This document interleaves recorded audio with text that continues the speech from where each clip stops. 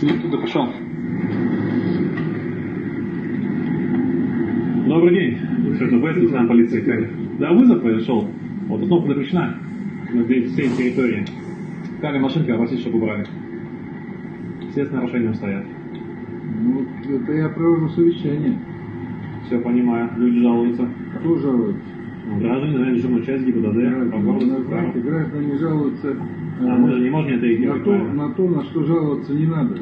Еще раз говорю, глава проводит совещание. Временно территорию я отцепил под себя. Это вы должны встать вот сюда, вот с Продисковыми, и сказать, территория отцеплена под проведение совещания главы республики, гаранта Конституции. Так и передам. Встаньте и стойте.